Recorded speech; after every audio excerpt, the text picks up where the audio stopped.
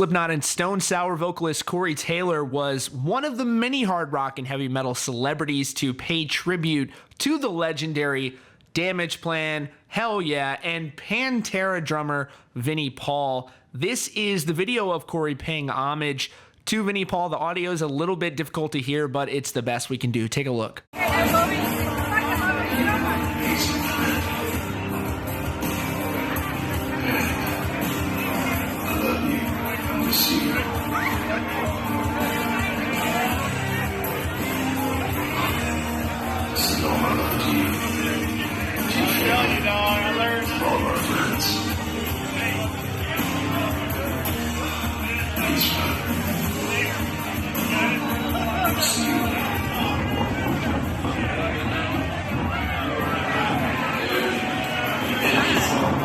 Solid favors.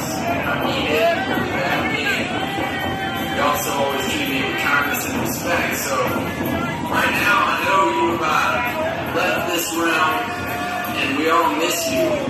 But I don't believe that energy can be created or destroyed. So I know you're traveling on somewhere. You aren't gone. You just moved the party to a different location.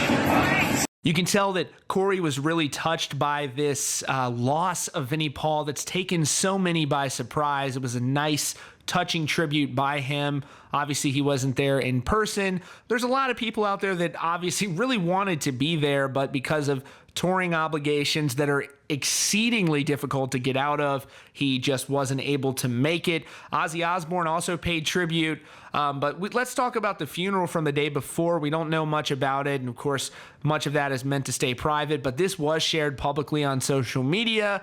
You can see you've got Chad from Nickelback who was there. Also the guys from Disturbed, which we've previously mentioned. I'm sure there was a lot of hard rock and heavy metal royalty there at that funeral. So I, like many of you, I was tuned in last night to that public memorial event. I couldn't actually be there. The stream that you saw was a stream that was conducted by the Pantera folks. And I thought it was a really, really well done event. It wasn't as formal as it should have been. It should have been a party atmosphere, and that's exactly what it felt like. And in memory of someone like Vinnie Paul, I didn't know him personally, I'd never met him, but he struck me as a guy who didn't want to have this somber event where everybody sits back and, you know, wears the black suit and barely talks and murmurs. No, he wants the lights, he wants the metal. His kit was up there on the stage, which I also thought was a very nice touch. This was a guy who definitely seemed to want to party. He owned a strip club. I mean, that tells you all you need to know about the great Vinnie Paul. So this was a guy that seemed to love to party and led a great life, although it was cut short. But we surely will remember him for the fun guy that he truly was.